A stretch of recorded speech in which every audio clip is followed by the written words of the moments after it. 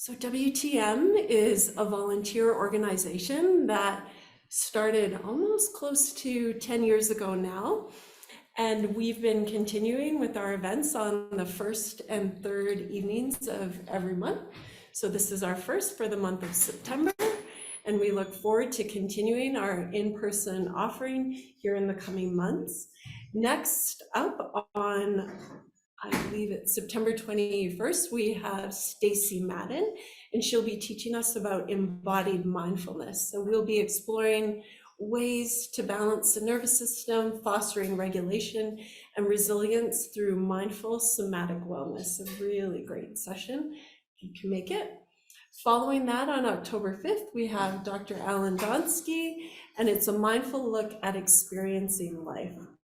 He will explore the common view that our life consists of a separate physical body that has discrete thoughts, feelings, and experiences and relationships. So we look forward to so many wonderful events coming in the next few months. So please, if you haven't already, you can sign up for our newsletter on the website to stay in the know, and we will send you some regular communication so you can register. But tonight we have Dr. Phil Blustein, our founder and lead of WTM. For those of you who haven't been with Phil before, he was. Yes, nice thing to say. I was like, was a gastroenterologist for 39 years. He believes strongly in the impact of stress in contributing to physical illness and symptoms. He has a long history of interest in a contemplative practice and has studied Buddhism for over 28 years. He created the website, thebreathproject.org, for his patients to help them deal with their anxiety. The website contains animated videos on meditation and multiple talks from experts in mindfulness and meditation. He also wrote the book, A Mindfulness Medication, a physician's prescription for stress. And if you're interested, stress relief, if you're interested in that book, you can find one here tonight at the back of the room, or you can talk to him more about that in person after the session. So tonight, we can look forward to an evening of exploring awareness in our mindfulness practice. So with that, I turn it over to Dr. Phil.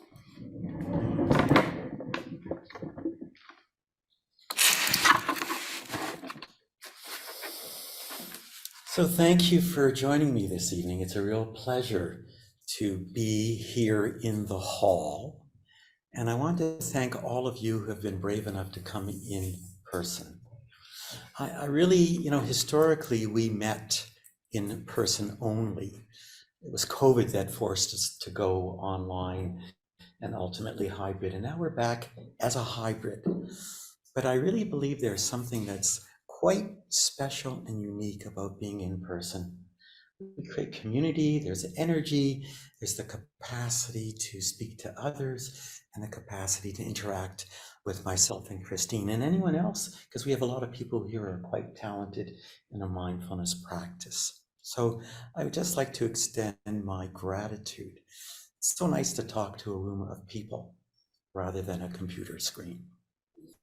So tonight,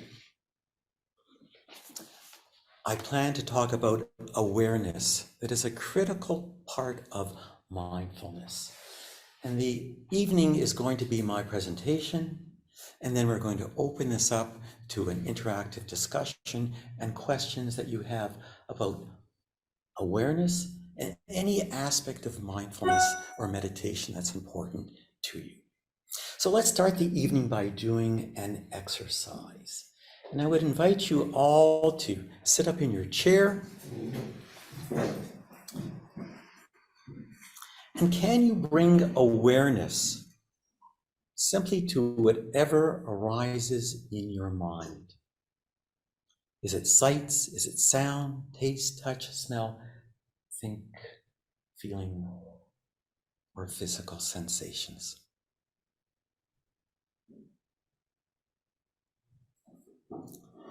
How do you know what is known?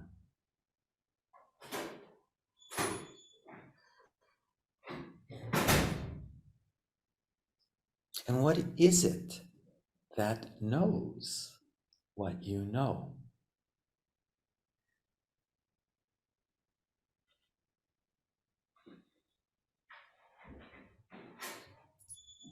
Does awareness arise spontaneously, or do you have to create it?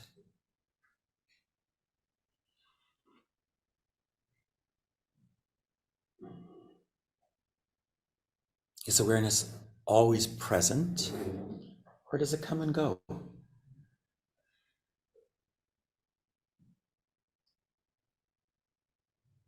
And is awareness that knows the object and the object itself the same or different in the moment?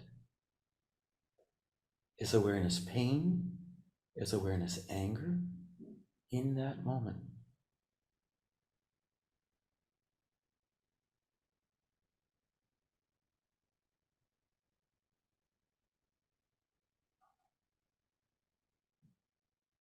And is awareness that knows the object, is it always changing, or is there some constant quality to it?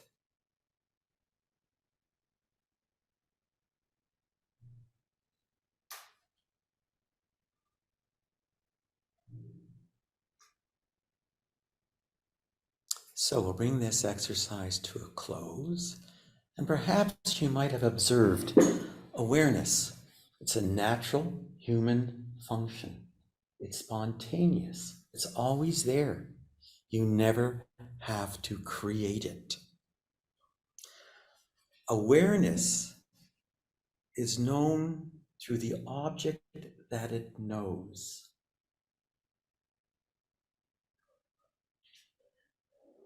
Awareness of the object doesn't need to know awareness to be known. In other words, I can know this is a bell only, but I don't have to know the knowing that it is a bell. Awareness is there, but awareness only is present because it has an object that comes into being known. You see the difference between the two?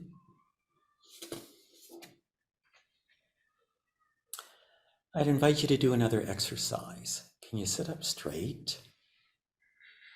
And I'd like you to bring awareness again to whatever arises in your consciousness. Sights, sounds, feelings, sensations.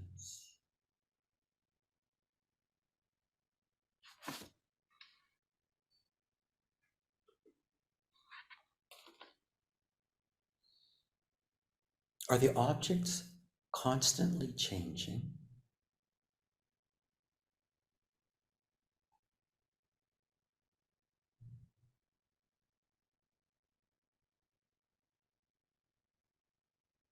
Did you choose the object that you are aware of? Or did that happen automatically?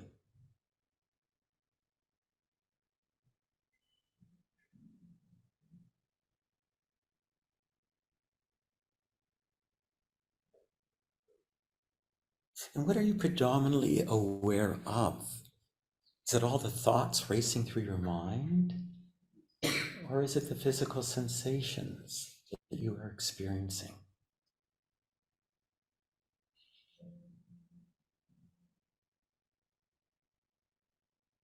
So let's bring that exercise to a close. And perhaps the insights that might arise are objects that are known are constantly changing. Makes sense. You're always aware of something new moment to moment. They say you have 60,000 thoughts a day.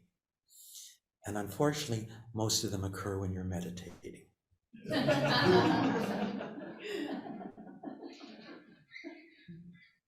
Are you aware of thoughts, feelings, or are you aware of the physical sensations? Probably your thoughts. They really are what are dominant in our experience. Why is that? Because we live from here up mostly, and the body is only there to support our head. And you probably have recognized that you didn't choose what you're going to be aware of. It happens automatically. And so what's fascinating about that is, do you have free will? Who thinks you have free will? Raise your hand. Who thinks you don't have free will? Raise your hand. Okay, interesting. There's a bit of a divide there. So is this really what's going on? Do you know what your next thought is going to be? Do you know what you're going to say next? I wish I did. I'd say I'd be way off better in knowing what I was going to say than what I wasn't going to say. But what happens normally, probably, is that your brain, that autonomously, spontaneously, automatically, subconsciously processes every experience against your held belief system. It creates a thought. It comes into your awareness. And then what do? Hey, I thought that thought. Not really. There's an American journalist named Ambrose Bierce, and he said, I think that I think, therefore I think that I am. Very different than Descartes' I think, therefore I am. They did this experiment. They took these subjects, and what they did is they put them in an MRI brain scanner. And they said, Phil, we're going to give you a clicker in your left hand. We're going to give you a clicker in your right hand. And when you're ready, click the left or the right hand. Well, what did they discover? In 90% of the subjects, 1 second prior to their decision making, the MRI scanner could predict which hand they were going to choose. Free will? I'm not so sure about that. So why do we choose what we choose to be aware of? Well, we are animals at our basic biologic origin, and we have this drive to be safe. We have a negative bias. We are tuned into what is potentially threatening in our environment rather than what's going to make us feel happy and satisfied. So we have a natural tendency to be aware of what is a potential threat. We all have a belief system of who we believe we are.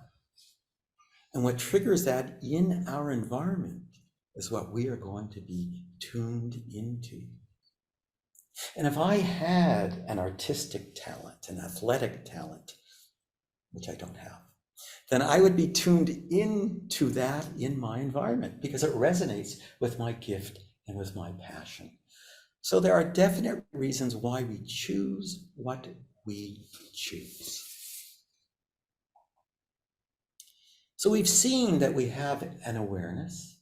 It's spontaneous. But do we have the capacity to modify it? Can we control our awareness? Can we have intentional awareness? So I would invite you to sit up straight and let's do this other exercise.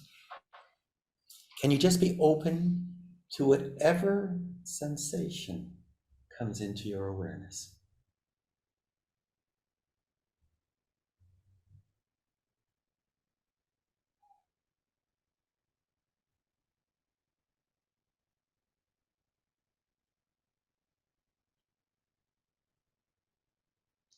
And now I would ask you to intentionally bring your awareness only to sounds.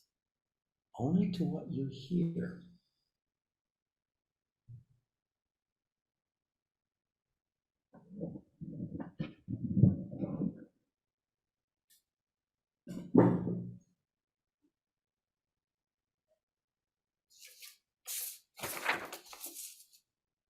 Were you able to intentionally direct your awareness to just sounds?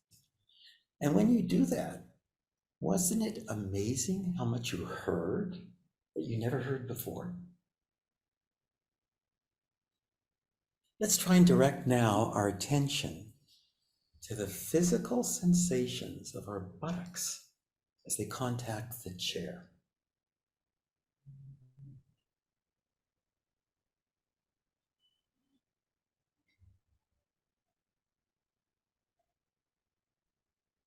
Were you able to do that? And again, could you appreciate sensations that you never knew were there before? So we can see awareness is spontaneous, but awareness is also intentional, that we have the capacity to direct our awareness to where we want it to. And that is invaluable in mindfulness. But what about sustained awareness?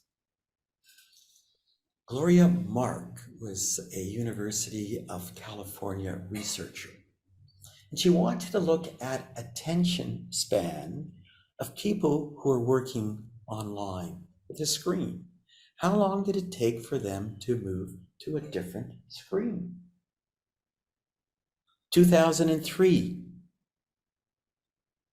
2.5 minutes was the average time that people could have focused attention.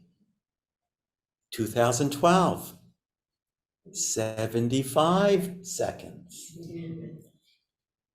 Can you guess what happens in 2021? 47 seconds. Our capacity to have attention is decreasing year after year. So let's do this experiment to see how good are you at sustaining your awareness. So I'd invite you to sit up, close your eyes this time, and bring awareness to your breath. And what we're going to do is we're going to count our breath. The first breath in and out is 1. Second breath in and out is 2. And all I would ask you to do, very simply, is to count to 10. However, if there's a thought or a distraction that arises, you got to go back to 1. And we want to see how high you can get before you're distracted. So I'll let you rest with your breath and its counting. And let's see what happens.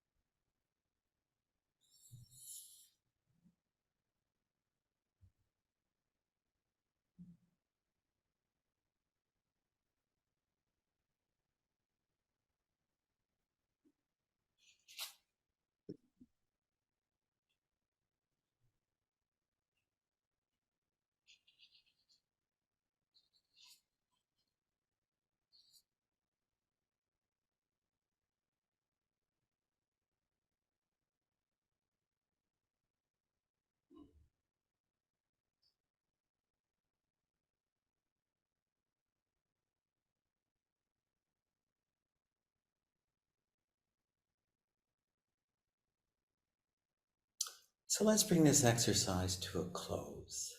And I'm curious, for those online, could you please enter into the chat how far you could get before you were distracted? And I wonder if you could just call out, what was the highest number you got to before you had to go back to 1? 1. Yeah, I can resonate with that. What other numbers? 1. 8. 8. Who is an 8? Very. You want to come up here I and did several 3s. So. right. I think you should come up here and give this class. I had 7 the first time. Did you? After that, it was less. Yeah. And let's see what the chat says. Let's see how the numbers are here as well in the chat. I could get to about 7, but the whole time I was aware of the neighbor mowing the lawn. 3, 7. Wait a second, someone got to 23. That is amazing. 16. Wow. As I said, those people should be giving this talk, not me. So we can see that, unfortunately, it's very difficult to sustain our awareness. Unfortunately, we don't often savor what we really like in our experience. And why is that? Well, obvious, right? Information overload, technology, we just are going from one hit to the next hit.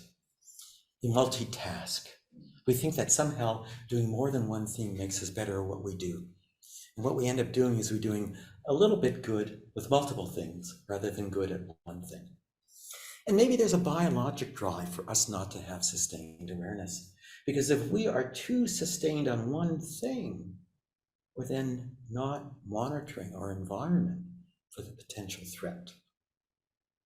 And we certainly are less likely to sustain awareness of what we think is negative than what is positive. But in reality, it's the reverse. That's a talk unto itself. So why is intentional and sustained awareness important? Have you ever had a meal and you had your phone in front of you and you were reading the news or a game or something? You finished the meal and you said, what did I eat? Ever gotten in your car and driven point A to point B and your mind's all awash with thoughts? And it's like, my God, who was driving this car from A to B? Well, I have to admit that happens to me. And this really brings up a very important distinction between what is called awareness and consciousness. Our bodies are really smart. They can work in spite of us. They are aware of all our sensations. But the problem is that we don't have what's called meta-awareness. We don't know what we know. We can eat our food, but not be aware of it. We can get tremendously angry, and we're just angry, but we don't even know we're angry. We miss out when we're not aware of experience, of the beauty of life. We miss out how awful it is. Not awful, but awful. You see, value is not inherent to what we experience. Value is what we superimpose and bring to it. So when we are aware of something and we bring our attention to it, we bring an aliveness to it. We bring a magic, a mystery to what we are experiencing. And we don't do that. Mindfulness has, very interestingly, something called an observer effect. When we bring mindfulness to what we are aware of, it slows it down. It's as if what is being observed knows that someone's watching it, and it gets shy and wants to hide. But that's really a tremendous advantage. Why? Because it slows down our experiences. It creates a bit of a pause. And that gives us the capacity to begin to examine what we are aware of. We begin to see its true nature. It is impermanent. It has no essence to it. And so we then have the capacity to decrease the capacity to self, to create a sense of who we believe we are moment to moment. That's a problem. That is the biggest problem. And when we bring awareness to what we know. By slowing it down, it gives us a greater potential to choose how we are going to act in a skillful way. And it gives us that opportunity to savor experiences that we like, and that it gets embedded in our memory. And that really is a very important thing. So how do we sustain awareness? Very simple. Can you do one thing at a time? Can you eat and just eat and put the technology away? Can you walk and just walk? Can you be in nature and just be in nature? We can actually use our breath to support sustained awareness. If there's something that's really interesting for you, when you have the time and the privacy, then you can sustain awareness of what you want to be aware of by taking 5. What does take 5 mean? Stay with what you want to be aware of for 5 breaths. First breath in and out, 1. Next, 2, 3, 4, 5. You can use your hand and count as a way of keeping track of the breath. So linking awareness to your breath is a way to sustain what you are doing. So now let's look at, what are we really aware of? This is really fascinating.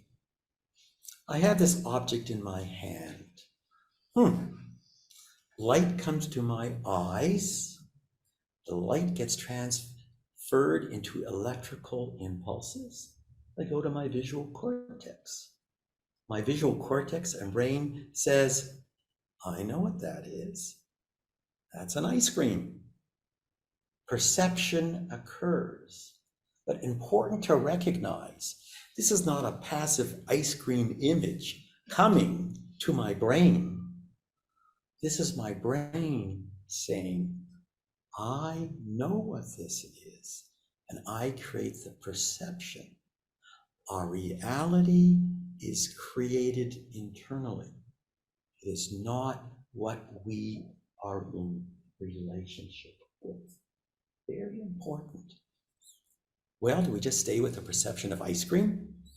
Unlikely. Associations, memories, judgments come up. What does this ice cream mean about me? Is it going to make me feel safe, loved, and worthy? Is it going to make me be happy? So then what do? We create a preference. Yeah, I like this ice cream. No, I don't like this ice cream. Desire, aversion. What do we do then? We cling to what we want, or we push away what we don't want. And that impacts intentionality. And that impacts our action. So it's really very interesting that what we are aware of may not be the sensation, but probably all the meaning making we make about it. I get this wonderful chocolate ice cream. First lick, fantastic. What happens next? My mind says, you got the chocolate? Why didn't you get the salted caramel? 1 scoop, boy, this is too good. I should have gotten 2 scoops. Oh my God, I got 2 scoops. That's so much. I should have gotten 1 scoop. The waffle cone. Why do I even need a cone? I should have got the dish, the cup. Why did I even buy ice cream? It's so unhealthy. I want more of this ice cream. No, I don't want more of this ice cream. The bottom line is to be aware of the fact that we are never truly with what is. We are with what we make of what is. And that is really a very important understanding of what's going on. But awareness is a very valuable tool in this process of meaning making to act skillfully. What happens to most of what we do? Before we're even aware of what we have done, We've acted. We have said that thing we shouldn't have said to our partner about how that new clothes looks on them. Big mistake. We've done something we shouldn't have done. So where is awareness invaluable? If we can bring awareness to intentionality before we act, that gives us the opportunity to be skillful. So whenever you're aware of something, ask yourself the question, why am I doing this? And is this skillful? The main reason we act is to satisfy unmet psychological needs. Bottom line, we're always defending our wounded self. What we need to do is we need to operate from intentionality that is wise, that is compassionate, that's kind, that's non-harming, that's respectful, and that's generous. So what can we do to bring awareness to what we are aware of? Language, directed questioning. When you become aware of something, initially ask yourself the question, what is present? Because really what you're trying to decide, am I with that taste of the ice cream? Or am I with the meaning making of my mind about what the ice cream means to me? So we can ask this question in what is called a reactive way or a proactive way. In other words, I've already had the ice cream. My mind has made all this judgment, but finally I become aware, hey, what's present? Is this all the judgments about the ice cream, the salted caramel, the 1 scoop, the 2 scoop? Or do I really want to stay with that taste of the ice cream and savor it? Because all the other process and all the meaning making, frankly, is irrelevant. So I have that opportunity when I become aware of what is present to step back from the meaning making and go to the original sensation and savor it. And so this is something you can do. Can you be aware of what is driving the bus for you at this point in time? Is it the sensation or is it the meaning making? And you also have the capacity, and this is a lot more difficult, to come proactively to the sensation and just focus on what it feels like, independent of the selfing and the meaning making. And that's when you can ask the next question. What is present? But importantly, what am I feeling? We live our lives predominantly in our head. It's all a cognitive understanding. What we miss out is the beauty of the direct, experiential, felt sense of what it is that we are being with. And so ask what is present in order to anchor you into, is this sensation or is this meaning making? And then what am I feeling? As an opportunity to truly experientially feel what it is that you're experiencing. I'm now going to share with you something that I think is critical. And if you remember nothing about what I have said today, if you can bring home this one technique that you can use moment to moment to foster awareness and non-identification with self, then I will be very happy for you. And what is that?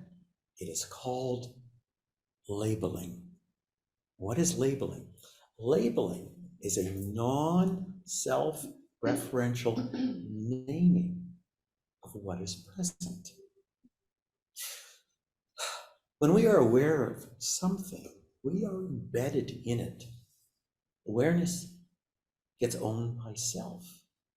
But if you can step out of your experience and able to know what you know, then you're anchored into awareness.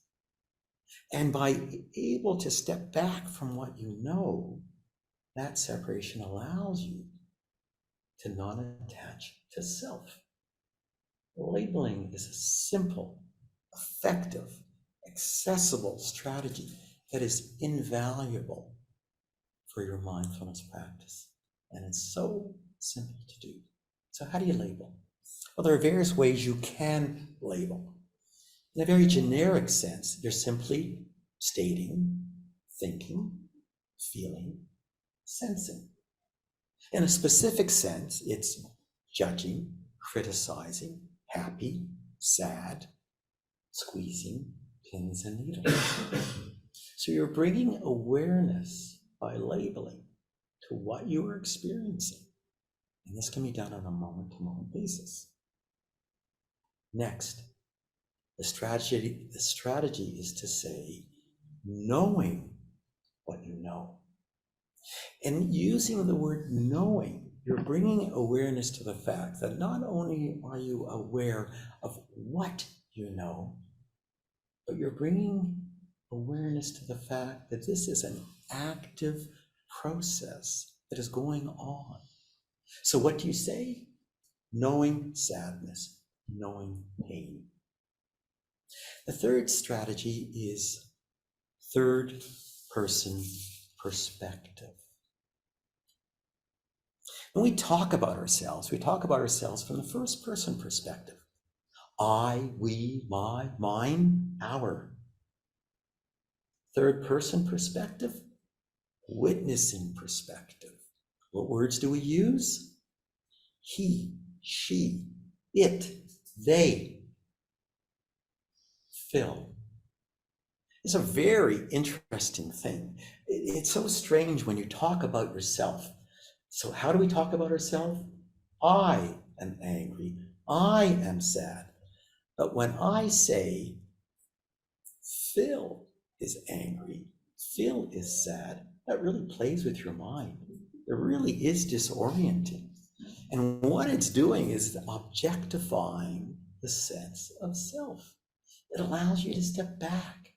It's really a wonderful way to do this. So let's try this exercise, please. A labeling exercise. And I would invite you to sit up straight, and I want us to label whatever sensation comes into our mind. Let's start with the generic or specific sense of feeling, feeling, thinking, sensing, sadness, happiness. So whatever comes into your awareness, quietly label it in a generic or specific way.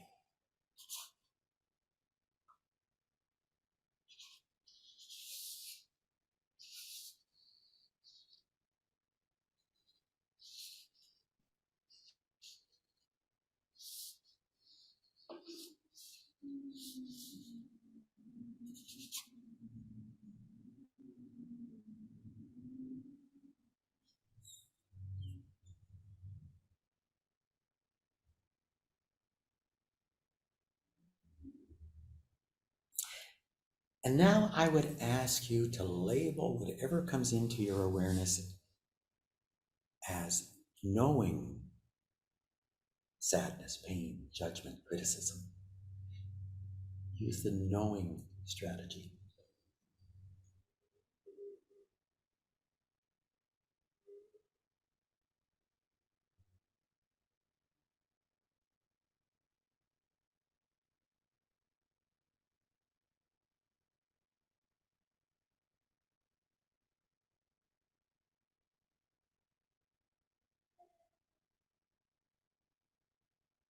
And now let's do the last one, third person perspective.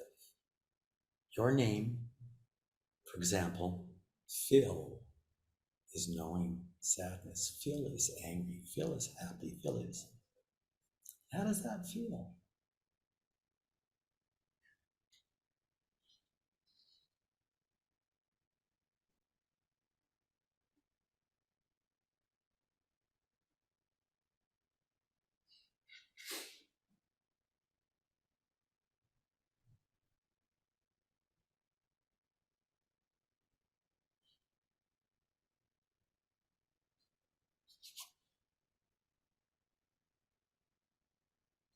Okay, so this is really an unbelievable effective strategy to anchor you into the present moment, to bring awareness to what you know, and to non-attach to the sense of self. And I would encourage you to do this as a wonderful support for your mindfulness practice. Well, your next question should be, okay, Phil, that's great. Tell me how to be aware. What is present? What am I feeling? Let's label. There's only one problem. You know what that problem is? I can never remember to be aware. What am I going to do? You're giving me all this valuable information, but I'm never going to use it. So there is a way to help support your practice, and that is through cues. So cues are external reminders that when they go off, they're the bell that says, hey, what's going on? So what are the cues you can use? Physical activity. You wake up in the morning and you say, okay, this is what I'm going to choose for today. And whenever I do it, I'm going to stop. So not too bad. You only have to remember one thing during the day. And what are the physical cues? Well, when I go to the washroom, before or after, before I send an email, after I send an email, after I send a text, after I use the phone, when I stop driving in my car, when I go through a doorway, when I walk, you can see what I mean. There are multiple things, but you only have to choose one as the cue that when it goes, that when you do it, it says stop. What's happening? Number 2, set an alarm on your watch to go off at times during the day. Post-it notes. Yeah, people still use paper. And you can post that on your computer screen, on your fridge, in your bathroom. And whenever you see that note, remember. You can choose specified times during the day. Okay, breakfast, lunch, dinner, bedtime. And there are apps for your smartphone, some that are called Insight Timer, Hourly Chime, Mindfulness Bell, and Awakening Bell. So now you have no excuse not to be aware. So finally, where is all this heading? We have seen that awareness consists of 2 components. What is known, and awareness of what knows what is known. So it's the knowing capacity. Conventional awareness is transparent. All it does is it reflects back what you know. It has no modifying characteristics that go along with it. So what happens? And this goes on every moment of the day. And this is our downfall. And this is our segue to suffering. Every moment that we are aware, that's fantastic. But what do we do with it? The problem is that awareness is the portal for what our mind then does. Meaning making, processing. Every moment in our existence, what does our brain do? It compares the action of Phil. I've just given these words, and oh my God, are they right? Are they wrong? Are you accepting them or not accepting them? I have a belief system about Phil, who I believe I am and how I should behave. Have I acted in this moment in a way that is agreeable or not agreeable with who I believe I am? If I did, great, I get a pat on the back. If I'm not great, then my mind will let me know. Self-criticism, self-judgment. What happens? I then create a sense of self in this moment to make me feel safe and loved and worthy. I need a sense of self that's going to compensate for behavior that I have done that doesn't meet my standard. Okay, so I'm referencing everything against who I believe I am. I'm creating a sense of self moment to moment. And then what does the self do? It says, I am aware. This is my chair. So you see what happens? We are living our life through the lens of our perceived inadequacies, our perceived deficiencies. And this is the segue to suffering. What is the good news? We are of two minds. We are the mind of the self that we make up moment to moment, but we are also mindful awareness. And the critical difference between regular awareness, that is just the portal to meaning making and selfing, is that mindful awareness has characteristics of insight and compassion. That mindful awareness innately knows that everything is made up, that our reality is made up, that our sense of self and who we believe we are is made up. It feels real, and no one is denying that, but it's not true. And that is the distinction. And if we have the capacity to rest in mindful awareness, then we can understand that the self is not real. We don't need to identify with it. We don't need to attach to it. What's great about that? If we can live our life without having to defend this sense of self, then there is no separateness for me and you. There are no boundaries. And we can then operate from a place of interconnectedness, of compassion. And that is what is wonderful about mindful awareness. So I want to spend the last few minutes in a meditation with you that is going to address and look at how awareness is an integral part of concentration meditation. So I'd invite you to sit up straight, close your eyes,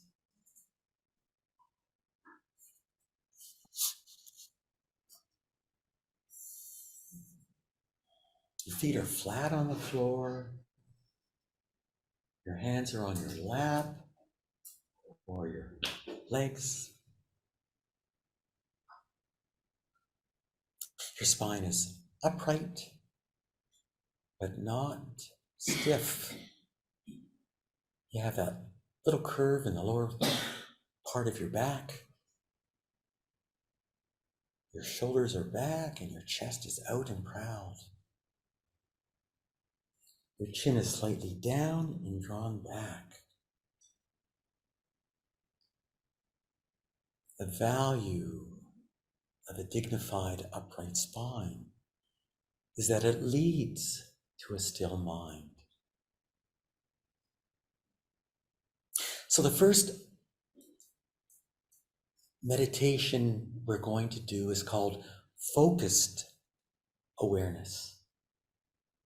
We are going to choose one specific object to bring our awareness to.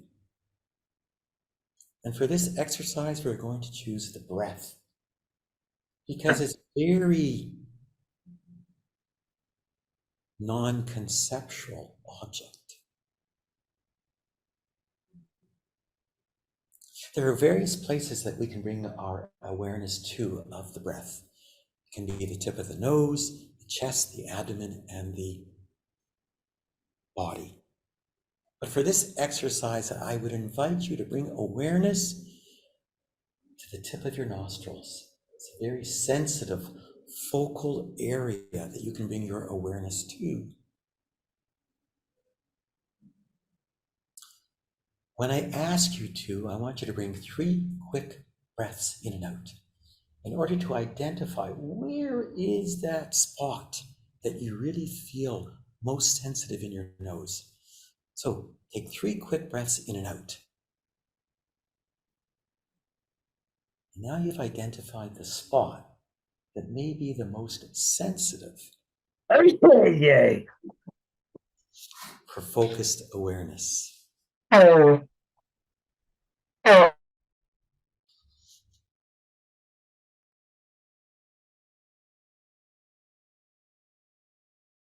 And what I'm asking you to do is to bring awareness to the physical sensation of the movement of the breath at the tip of the nostril. Importantly, I'm not asking you to follow the breath. I'm not asking you to make an effort to follow the breath. But what I'm asking you is to step back. This is an open, receptive process of allowing one to simply feel, allowing one to simply be with the breath, to be the breath.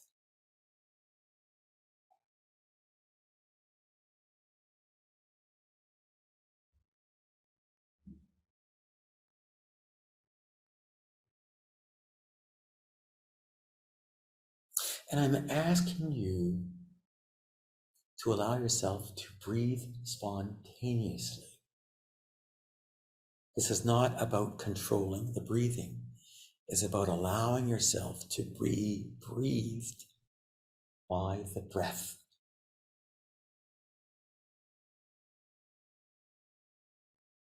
Is it smooth? Is it irregular? Is it moist or dry? Cool or warm? Quiet or loud? Again, all we're doing is bringing awareness to one object. This is focused awareness of a concentration practice. We're bringing awareness to one object that in reality is constantly changing. No breath is the same as the next breath.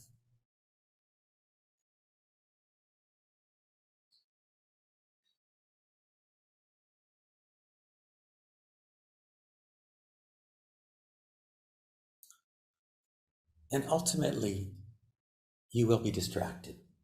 Your mind will be brought away from the chosen object. That's normal. That's natural. That is what mindfulness is about. It's about the recognition of what is happening and responding in a skillful way. So when your mind is taken off the breath, simply label what is known and bring your awareness back to the breath.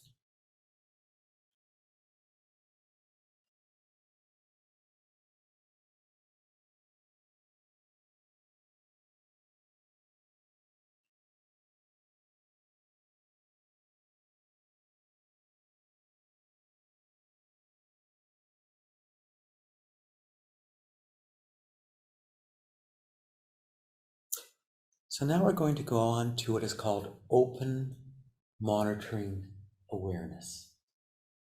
In other words, we are not going to choose one specific object to be aware of.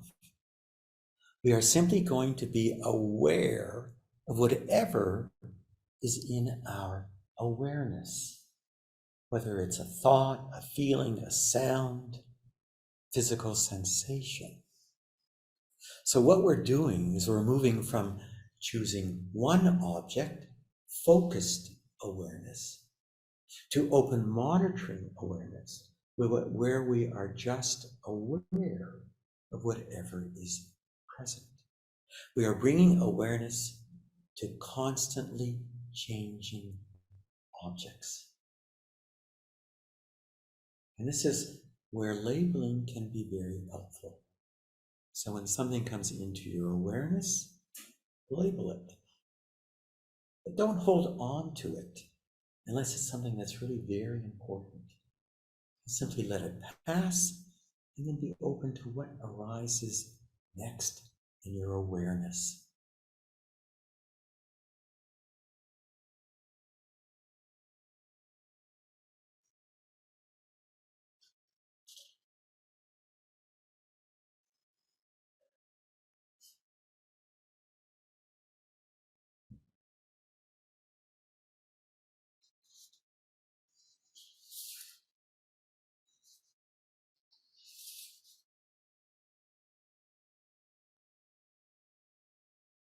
And finally, we will do one last meditation.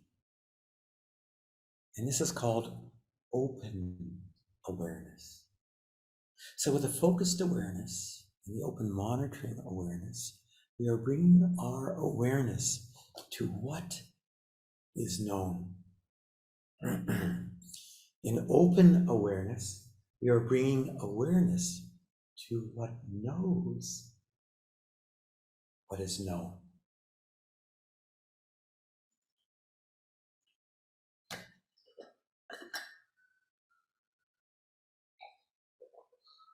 And so a way to help you understand or do this is asking yourself, who is aware?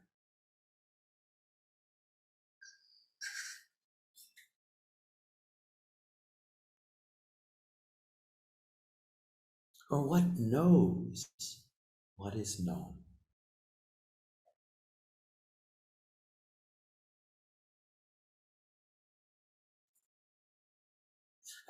This can be quite a difficult practice in the beginning, and I'm really only offering it to you as a possibility of knowing where you can go with this awareness practice.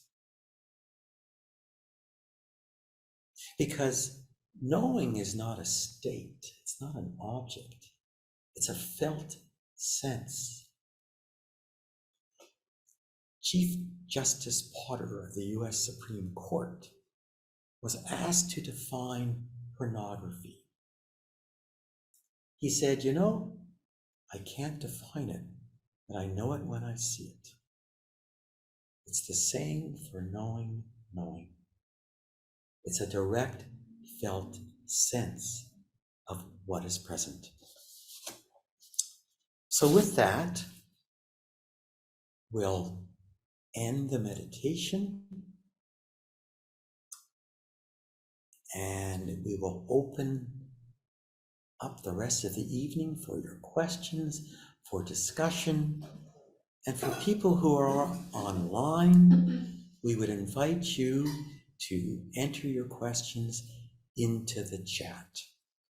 And I'll now hand this over to Christine, who is going to moderate the rest of the evening.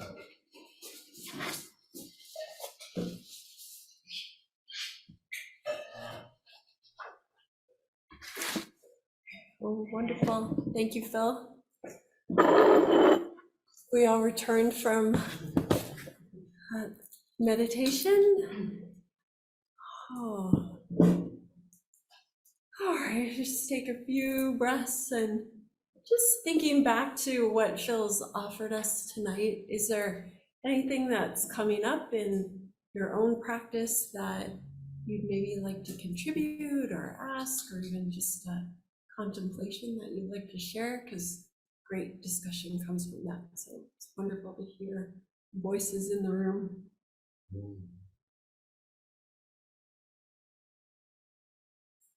Can you see yourself using the labeling practice? The labeling helps me to not ruminate so much. So I labeled it kind of done with in my mind, as opposed to ruminating over. So you mean you're able to let it go when you're able Yes. to label it? Yes. And how do you label it? What's your practice? Okay. What do you say? Just except for when I was listening to the sounds earlier outside, I'm like,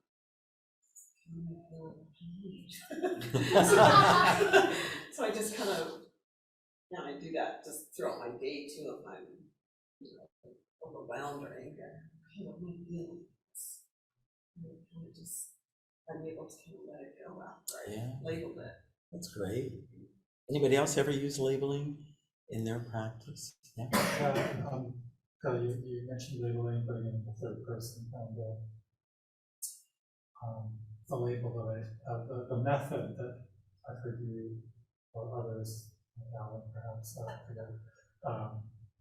a few years back was saying there is anger. There is. And so I have a question, which is, do you see any pros, cons to different, whether it's saying, in my case, there is, or because there's no this, or I don't think there's an advantage to one way or another. I think it really reflects personal preference. I think what resonates with you, sometimes if I use the third person, that really plays with my mind. Philip, wait a second. Only my mother says Philip, but I'm bad. So I think it's an individual, personal sense. I wanted to mention that there actually is science behind labeling. Matthew Lieberman from California did a study, and everybody uses MRI scanners these days, and he took patients, subjects, and he asked them to put their emotions into words. And what he discovered objectively, the people who labeled their emotions, there was an upregulation in the higher cortical functioning for self-regulation, with a decrease in the function of the amygdala, which is the center of fear. So labeling is just a wonderful way to anchor you into the present moment. But the other critical part about it is because you are working on meta-awareness, knowing what you know, you have to separate, you have to distance, you have to observe. And that helps support non-attachment to selfing. Because selfing is the segue to suffering. It's when we self that our problems are created. And so what happens with awareness? If we just had simple, pure awareness, it would be bell ringing, right? But that's not what we do. The problem is our self is ubiquitous, and the sense of self appropriates awareness. It no longer becomes knowing the bell. It becomes, I heard the bell, and then all the other meaning making that goes with it. It struck me when you just said Phil versus Philip, and no one really spoke. And what my brain went to was, for a moment, I imagined my mother using my full name and putting it down. And so all of a sudden, I'm actually not detached, but I brought judgment into Interesting. that supposed detachment that actually is taking me back where it was. So even going back to my original question, for me, I can almost see an advantage to saying there is, because there's no name calling, nobody's calling my name. Not only am I'm not calling my name, but no one else is calling my name. Right? And I can imagine I might not be the only one where using my name in the third person might actually be difficult to keep that neutral. And that's a wonderful observation, and that works well for you. Yeah. And I think that's great. And I think we're all different. For me, it works because it just plays with my brain. I'm not Philip, I'm I. And so, but that's a very valuable point you raise. I think we all have to find what works best for us. But I really think, and I didn't spend a lot of time on this, and I'll just spend a few seconds on it. This distinction between what is known and the resting in the knowing of what is known. I just did a retreat on that about 2 months ago. And I always struggle with that sense of how do you rest in knowing, right? And for me, what I've come up with, because you can see how conventional awareness is the segue to meaning making. It's the segue to selfing. But when we have true mindfulness, we have the capacity to understand everything is made up based on one's unmet psychological needs. I have a tremendous need to be perfect, to control, because that was the only way that I could feel safe and loved and worthy when I was growing up. So that triggers me. As I truly work and understand what self is, and it's real, it's true, it's real, it's not true. It's not a matter of denying the self. It's a matter of changing your relationship with it. That's the essence of mindfulness.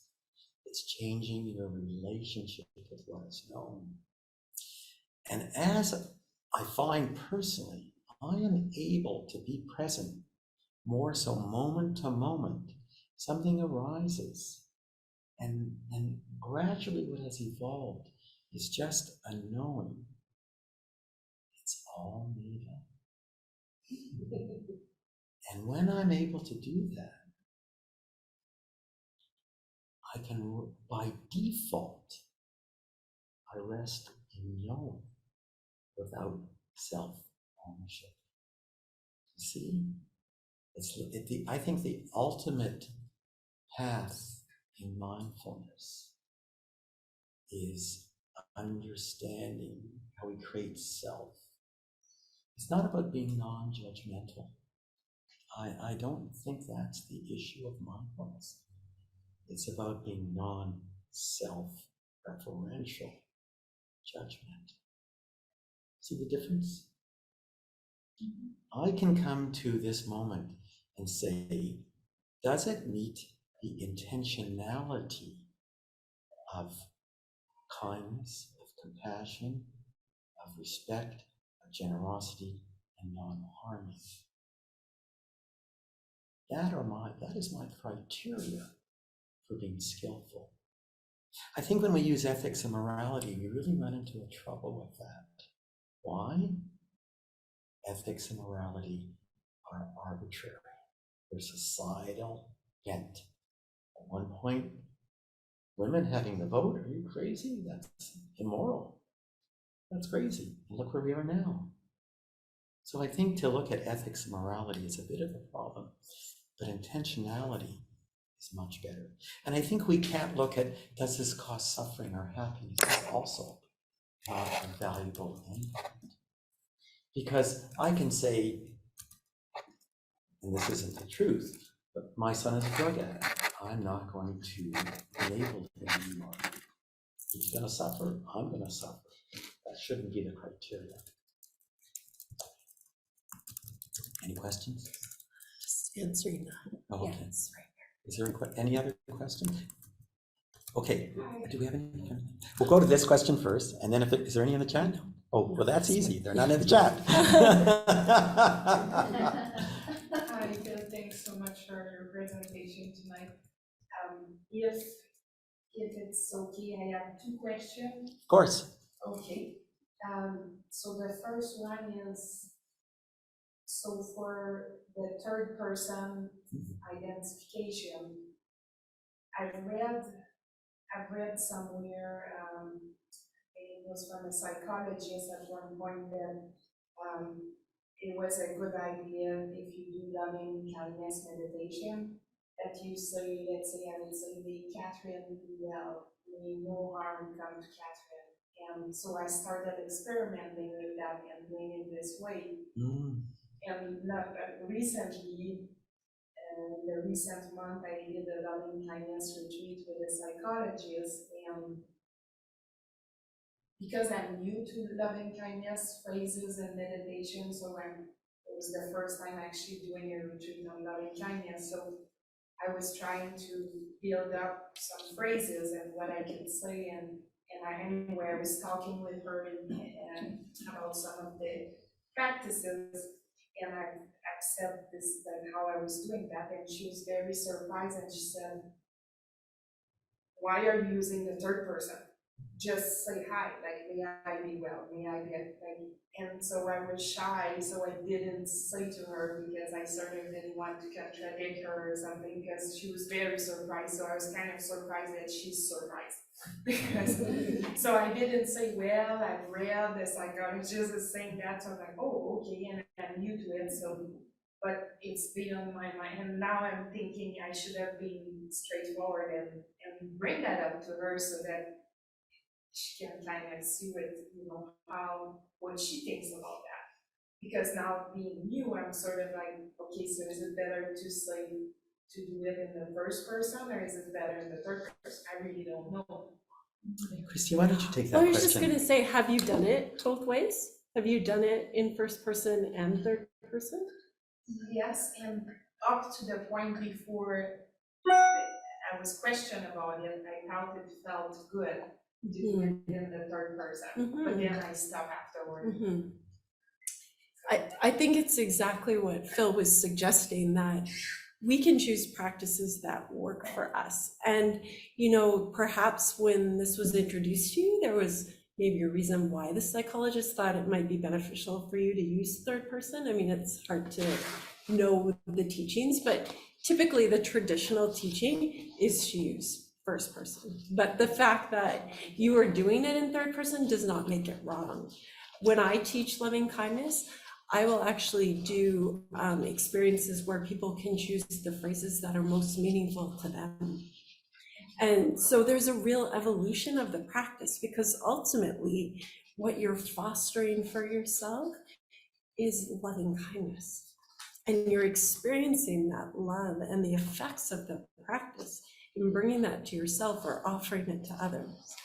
And so in whatever way you are generating that,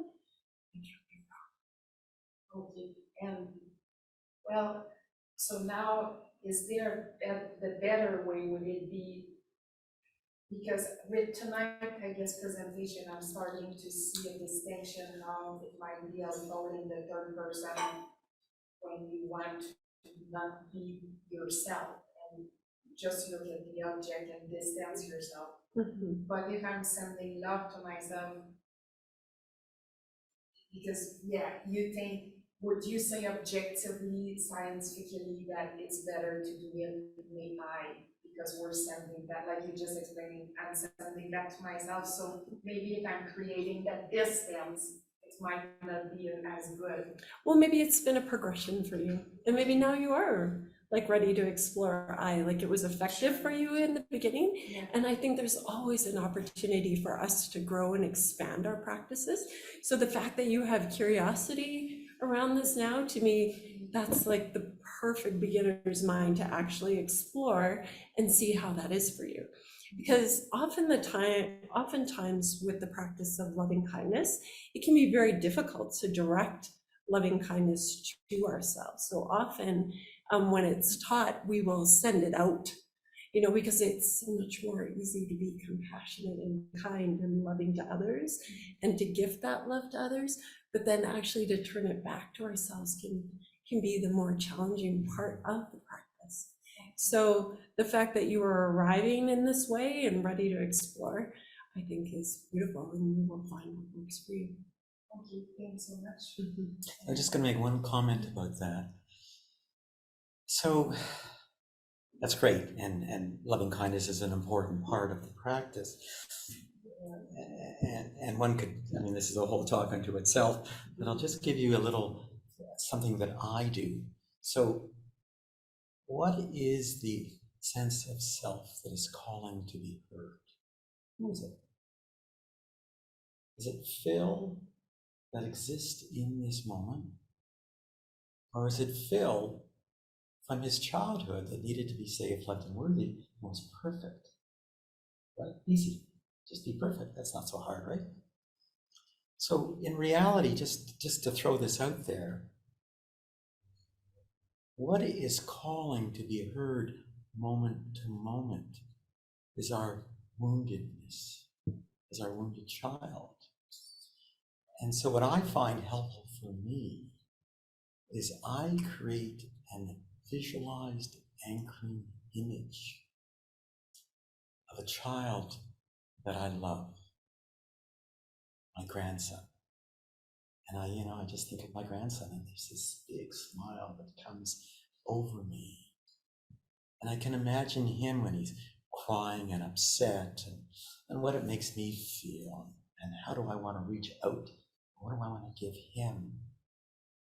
And so when I have done something that I'm not happy about, my mind is giving it to me, and I'm offering metta, loving kindness, I direct it to my grandson, who then becomes me, unified. And it's much easier to offer loving kindness to him than it is to my woundedness. And they're one and the same in the end, because I can use him as the servant for me. So I just throw that out, that's a whole, but it's a wonderful way to be able to support the metta practice by being able to visualize who is it that you want to extend this kindness to. Thank you. And the other thing is when we were talking about knowing this the felt sense. So what's coming up to me, I would use, I guess, yesterday because it was really clear, and it's so, well, I guess I have to say, so I have a situational traumatic issue that each time I'm in a certain type of situation, it makes me feel very anxious and I'm struggling. And so in that moment, so yesterday I was in one of those situations where with the person, and then I'm having, I feel like I'm more like in a trance, and I'm not able to slow down and be just. So I guess what happened is after the interaction, again, it's become very clear to me that I wasn't really present to my experience, or I guess I was, but after the fact, I'm able to see everything that, how I wasn't really present and how I was too fast or too quick to react, and so that happened often, and then I get angry with myself because I'm like, how come I cannot get it? How come I cannot just make it happen? Right? And after the fact, it's like everything is clear, why in the moment, but I am acknowledging that there's some traumatic issues, and so each time I am encountered. So I guess, just how. How do you deal with it in the moment is what you're asking? Thanks, yeah. So who of us do much worse when we're angry as opposed to a week later? So it's very difficult when we're in the midst of the moment to be mindful, but there are 3 things you can do that can be helpful, because you're not going to sort it out. All you want to do is to be able to hold what's going on. You need to pause. How do you pause? The breath is the simple, most effective way you can deal with an acute anxiety reaction. You're not going to try and sort it out in your head. You're just trying to put out the fire. So the first thing to do is to acknowledge, label, hey, God, am I angry? Next, breath. Can you bring awareness to your breath and breathe in a way that will settle you down? And when you breathe, it's the exhalation, not the inhalation. That's the relaxing phase of your breath. That's what parasympathetically drives you rather than the sympathetic. You need to breathe out longer than you breathe in.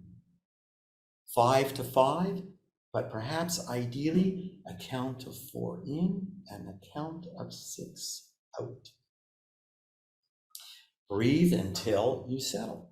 And number 3, get out of your head and get into your body.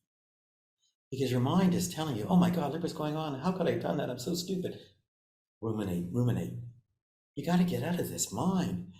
And when you get into the body, it gets you out of the ruminating mind. It gets you into a different way to be in relationship with what you're dealing with. And so you just simply open, where am I feeling this? And sometimes it can be difficult to get close to the physical sensation because it is trapped energy from historic wounding. So you need to label, you need to breathe, and you need to get into your body. And then what you can do later on, when you have settled, is you can do a reflective meditation. All right? So you're settled, you're grounded, you're not agitated, you're not off, you're not dysregulated. And bring back to mind what has gone on. And then begin to look at it. And you may be able to approach it with much more reason when you're not in the fire, but when you're back from the fire. Thank you so much. 8:24. Any final thoughts or questions? I come to this tonight because I understand that you've found this as a result of not being able to help patients in pain. Mm-hmm. So I have migraines and I've tried everything my whole life. And then I read Dr. Sarno, and I've been doing work with Dr. Schubert and all of these other mind-body people. And I'm beginning to thoroughly understand the connection, and that I can do as many treatments and drugs as they want to throw at me, but it's me who's going to be able to get this to work. And I've had success. But the thing that I'm curious about is, because pretty much everything you said tonight was a bit magical, I'm wondering whether or not you can tell me if there's something that you talk to your patients about when they're in pain about this practice. Because when I have a migraine or I feel it coming, it's not my knee, it's my head. So it becomes just that much more difficult to apply these things that I've learned. So I'm hearing the moving away and distancing and that kind of thing, and I'm being told to tell my body I'm safe and all of that, and that I'm perfectly fine, nothing's gonna happen. But because it's in my head, I find it just, sometimes I wish it were in my knee because it wouldn't be that difficult to think about. Is there anything you can suggest? Well, you asked about what my approach was with my patients. Mm-hmm. So I was a gastroenterologist, so people would come to me with Crohn's, ulcerative colitis, irritable bowel. And, you know, we have a wonderful, well, it was wonderful more so in the past, but we still have a wonderful public medical healthcare system. What is lacking is a wonderful public mental health care system. And so what I would do is I would draw the dots for people. Mm-hmm. So 6 months ago, you began to get diarrhea. And I would ask them that profoundly wise question that I had learned in 39 years of practice. So what happened 6 months ago? It's not rocket science. And I'm not saying that this applies, but I'm just sharing. Yeah, no, I hear you. And you know, the stories that would come up, me and my partner separated. And every time she would bring the dog over to my house to take care of the dog, I'd get this diarrhea. Do you think there's a connection? And so for me, it really was just drawing the dots as it related to their acute event. Reflecting on my practice, I think in some way I failed my patients. Why? Because, does anybody know Gabor Mate? Yes. So Gabor really had it, was a Vancouver physician who was very much into addiction, wonderful writer. And what he was able to identify for his patients, that it wasn't 6 months ago that was the issue. This goes all the way back to childhood and attachment issues that have arisen. That is why you have your Crohn's and your ulcerative colitis and your autoimmune diseases and your cancers and your chronic fatigue, etc., etc. And I failed my patients because in retrospect, I didn't go back far enough. So I'm sorry I'm not able to offer more in terms of your particular problem, but all I'm sharing is that as a physician over all those years, I think that was the most significant common reason why people had medical illness. And I was not in a position where I could reach out and help them because I didn't have the training and we didn't have the resources. And I think that the website that I created, and this with the help of other people that are here, right? That was my attempt to try and give back to what we could offer. I found a payment process in Town who studied with Dr. Schumann. So we've gone to that moment that's back there. Great.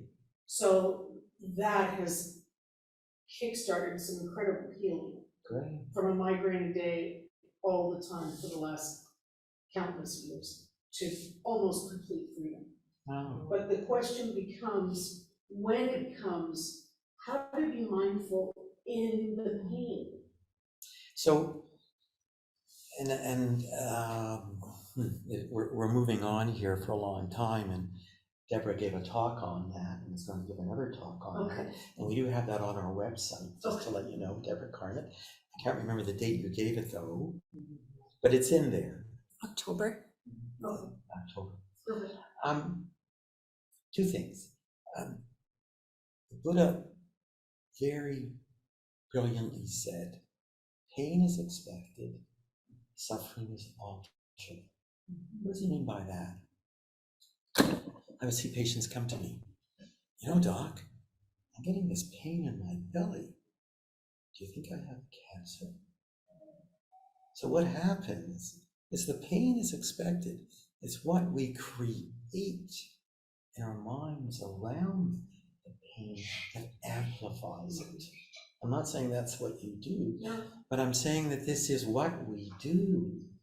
And so again, in the moment, pause, breathe, feel. It's a somatic experiencing. What is it you are feeling? Can you be with the sensations as a sensation, rather than this is cancer that's going to kill me? But again, the caveat is this. I don't know about you, but sometimes I find it really difficult to get down to where the pain really is. Why?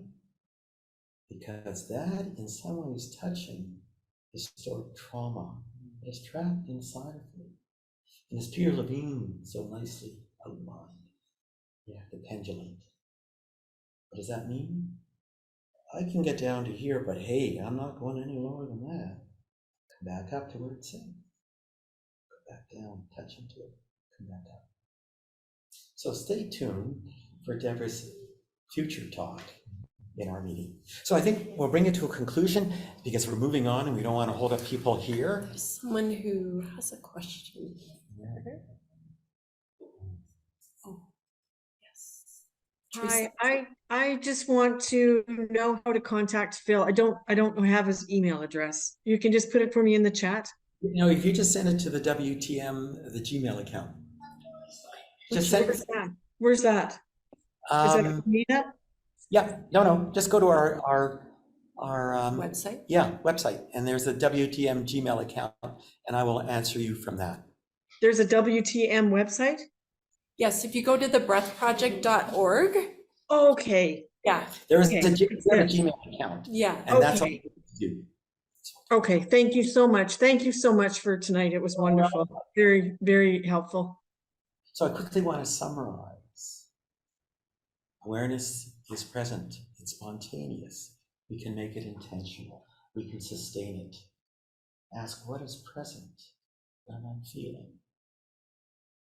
Use the cues to remind you on a daily basis. And use the labeling, whatever works best for you. Meditate every day. The more you do it, the better it is.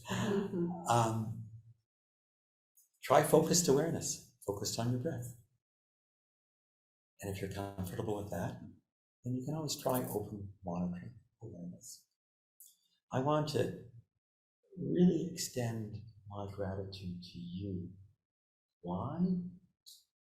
I tell you, I spent forever researching these talks. So I learn so much when you're here. I learn from your questions. And the other absolutely delightful thing that we were talking about is I'm talking to people. Not that the Zoom is not important, but it's such a pleasure to be here with you, creating a sense of community, and there's a sense of energy. So I just want to thank you so much for the opportunity of being able to present this to you. Thank you. Thank you, Phil. Thanks. Excellent. So that will conclude for tonight. And again, just a reminder that our next session is 2 weeks from tonight. It'll be here in the hall. It will be with Stacy Madden, and it's embodied mindfulness. And earlier, we've made a decision that that session will be in person only. So if you would like to come again, we would love to see you, and those online, we hope you'll join us here at the hall. We welcome you. There will be an email going out with additional information and timing, as well as the address for the hall if you haven't been here before, because I know there are some people online with us that are new to the community as well. But we have such gratitude for you joining us all tonight, and if you feel called to donate, we've got a little basket here that helps us keep the website live, keeps things going. If you would like, you can always go to thebreathproject.org, and anything you would like to contribute would be with our deep gratitude. So thank you again for all of you to come. That didn't come out right. Thank you all for coming tonight, and we will see you in 2 weeks. Yes, and online you can donate through the website, Phil. Just mentioned. Okay, thank you all. Good night. And